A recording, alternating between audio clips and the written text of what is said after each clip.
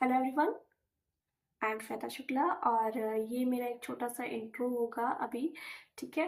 जो लोग नहीं जानते हैं वो लोग जान जाएंगे और जो लोग ऑलरेडी जानते हैं वो आगे की स्टोरी के लिए वेट करें। और उनको भी मैं बहुत सारी चीज़ें आज एक ऐसी बताने वाली हूँ जिससे अगर उनको लगता है कि वो लाइफ में शायद गलत प्रोफेशन में आ गए हैं, ऑप्टोमेट्री लेके कुछ रॉन्ग कर दिया है, तो उनका भी ये डाउट पूरा क्लियर हो जाएगा। ठीक है। तो currently I am pursuing my masters from Shankara eye hospital, Ludhiana. ठीक है। तो अभी क्या है ना, मैंने अपनी ग्रेजुएशन कंप्लीट की है 2024 में और 2020 में मैंने एडमिशन लिया था बैचलर में। ठीक है, बैचलर्स इन ऑप्टोमेट्री में। तो तब मुझे भी ये आइडिया नहीं था कि ऑप्टोमेट्री एग्जैक्टली है क्या, हम क्या क्या चीज़ें इसमें कर सकते हैं, कितना एक्सप्लोर कर सकते हैं, कौन कौन से कैरियर ऑप्शन है ऑप्टोमेट्री करने के बाद, और इसका कितना बेनिफिट होने वाला है या कितनी रिस्पेक्ट मिलने वाली है ये करने के बाद, या कितनी इनकम होने वाली है करने के बाद।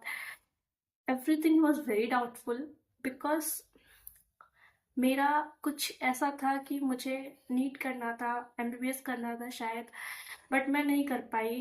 मैंने बहुत सारे अटेम्प्ट्स भी नहीं दिए, कोई सिर्फ 12th के बाद एक अटेम्प्ट दिया था। फिर कुछ फैमिली कंडीशंस की वजह से ना मैं दोबारा नीट का अटेम्प्ट दे पाई, ना मैं उसकी प्रिपरेशन किया। मेरा सिलेक्शन डायरेक्टली हो गया 12th के बाद। ठीक है। मेडिकल कॉलेज में मुझे बैचलर्स मिल गया ऑप्टोमेट्री में। आई डोंट नो व्हाई मैंने नहीं ट्राई नहीं किया। मैं करना चाहती थी बट मैंने नहीं किया ट्राई, एक भी बार नहीं किया। और ये बिल्कुल सच है। ठीक है। इसमें कुछ भी ऐसा सोचने वाली बात नहीं है, क्योंकि मुझे बहुत, आई थिंक बहुत फ्रस्ट्रेशन था, बहुत गुस्सा था कि मेरे साथ ऐसा क्यों हुआ। मैं एक ड्रॉप लेना चाहती थी बट मैं नहीं ले पाई, मैं प्रिपरेशन करना चाहती थी, मैं नहीं कर पाई, मैं बहुत कंफ्यूज रहती थी।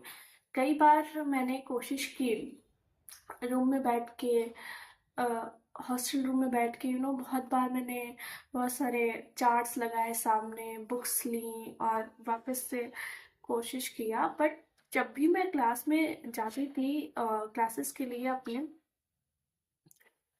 तो वहाँ पे जो हमारे टीचर्स थे वो हमें ऐसी चीज़ें बताते थे, ऐसी चीज़ें पढ़ाते थे जिससे जिससे मेरा ऑप्टोमेट्री की तरफ अट्रैक्शन बढ़ने लगा, मेरी क्यूरियोसिटी उसमें बढ़ने लगी और मुझे इंटरेस्ट आने लगा। पता नहीं क्यों, आई डोंट नो, कि शायद गॉड यही चाहते थे, उनका यही मन था कि मैं ऑप्टोमेट्री में ही कुछ अच्छा करूं।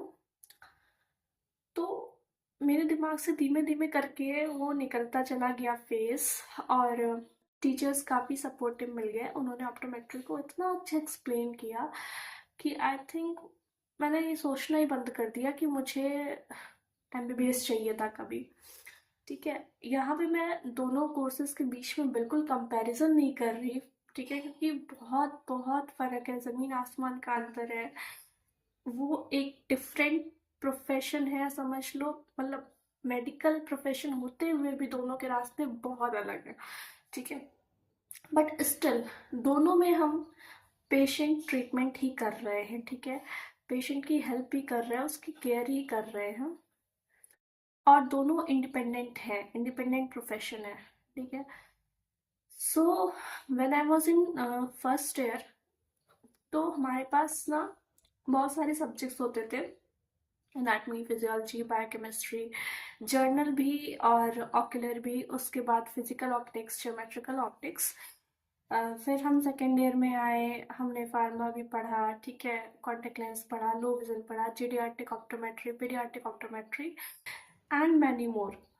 तो ऐसे ऐसे करते करते चीज़ें ना थोड़ी सी कॉम्प्लिकेटेड जब होने लगी, मतलब सिलेबस जब थोड़ा सा लेंदी होने लगा सेकेंड ईयर से, थर्ड ईयर में और इंटरेस्टिंग टॉपिक्स आने लगे, तो आई स्टार्टेड फीलिंग कि यार मेरा इसमें इंटरेस्ट आ रहा है, मैं ये कर सकती हूँ और इसमें एक बहुत अच्छा कैरियर बना सकती हूँ। ठीक है। तो ऑप्टोमेट्री में जितना मैंने अब तक सीखा है और जितना मैंने अब तक जाना है उस प्रोफेशन को, आई थिंक मुझे अभी और बहुत कुछ बाकी है जानना, बहुत कुछ बचा हुआ है एक्सप्लोर करना। बहुत सारी चीज़ें हैं जो मुझे सच में शायद अभी नहीं आती। यहाँ पता है कि ये हमारे, इसको हम कर सकते हैं, ये हमारा पोर्शन है एज एन ऑप्टोमेट्रिस्ट। हमें हम इस तरह का ट्रीटमेंट लोगों तक पहुंचा सकते हैं, उनकी केयर कर सकते हैं।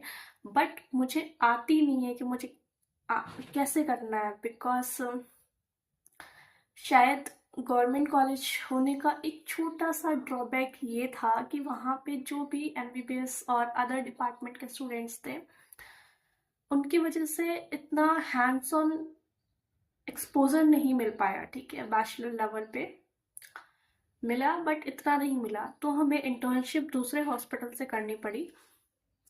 और वहाँ पे हमने जितना जो कुछ भी सीखा वो इनफ नहीं था, वो बस ऑप्टोमेट्री का एक छोटा सा पार्ट था जो हमने सीखा कि ऑप्टोमेट्री स्टार्ट यहाँ पे है, एंडिंग समंदर है पूरा।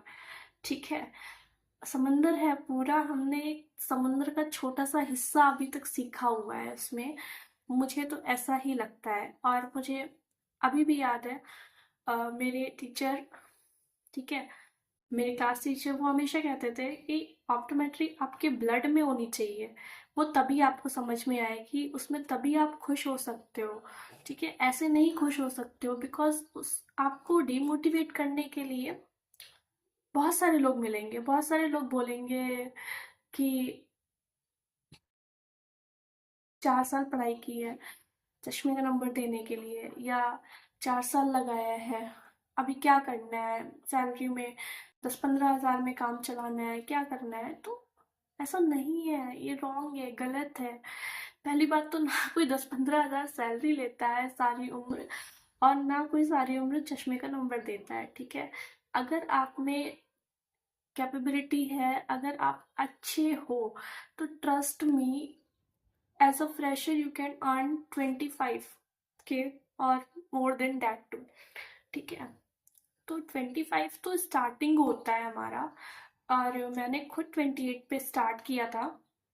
बट मैंने फिर वहाँ से ड्रॉप कर दिया, वो जॉब मैंने छोड़ दी मेरे मास्टर्स के लिए। ठीक है, क्योंकि मुझे ये समझ में आया कि अभी जॉब इतना नेसेसरी नहीं है जितना नेसेसरी ये है कि मैं अपनी हायर एजुकेशन को भी आगे ले जा सकूं। ठीक है, तो ट्रस्ट मी, ना इतनी कम सैलरी होती है, और ना ही जो है इतना खराब, जो इसका मतलब इसको लोग रिप्रेजेंट कर चुके हैं या समझ चुके हैं, ना इतना खराब ये कोर्स है।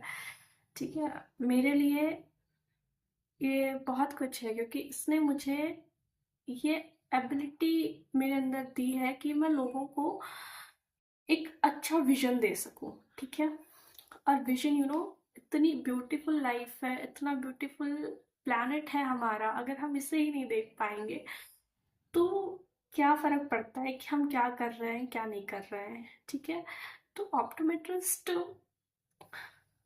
Are the front line of eye care. ठीक है, तो I am very proud of what I am today, and obviously there is no comparison with any other profession including MBBS और ऑप्थेल्मोलॉजिस्ट, क्योंकि लोगों को हमेशा ये डाउट रहता है कि अब तो ये खुद को समझने लगे हैं ऑप्थेल्मोलॉजिस्ट। नहीं, हम नहीं समझ रहे हैं।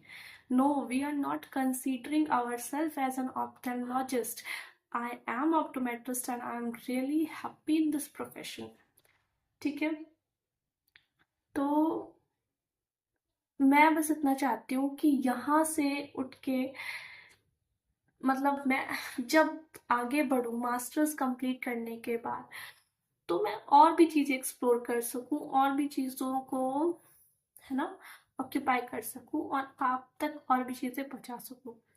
तो ट्रस्ट मी, इफ अगर आपको गॉड ने कोई डायरेक्शन दिया है, कोई कोर्स जो आप शायद जानते भी नहीं थे जिसके बारे में, उसमें आपको एडमिशन मिल चुका है, और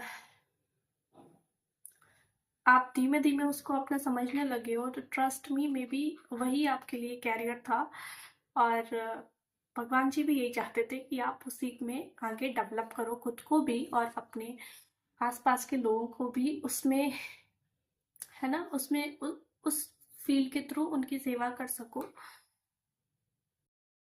तो ऑप्टोमेट्री से रिलेटेड अब कोई डाउट नहीं है, और जितने भी स्टूडेंट्स अभी ये कोर्स ले रहे हैं, वो लें, ठीक है।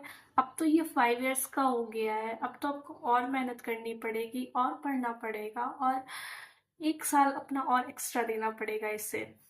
डरो मत, सैलरी कम नहीं मिलती है, बहुत ज़्यादा भी नहीं मिलती है स्टार्टिंग में, क्योंकि इंडिया में किसी भी फ्रेशर को कहीं भी बहुत जल्दी सैलरी नहीं मिलती है बहुत ज़्यादा। तो ये मैं बिल्कुल पीक पे नहीं चढ़ाऊंगी, ठीक है, कि बहुत कुछ मिल जाएगा, बट इतना कम नहीं मिलेगा कि आपको बुरा लगे। जितना आपने 5 साल में मेहनत की होगी आपको उतना मिल जाएगा। उसके बाद एस जैसे जैसे आपको एक्सपीरियंस होगा you will get more and more, ठीक है। So you can ask me anything whatever you want to know, just please do interaction, because without interaction I am not able to make videos, ठीक है। मतलब मुझे जानना है कि आपको क्या जानना है, and I will make sure कि मैं आपकी हेल्प हर तरीके से कर पाऊँ। तो thank you so much and all the very best.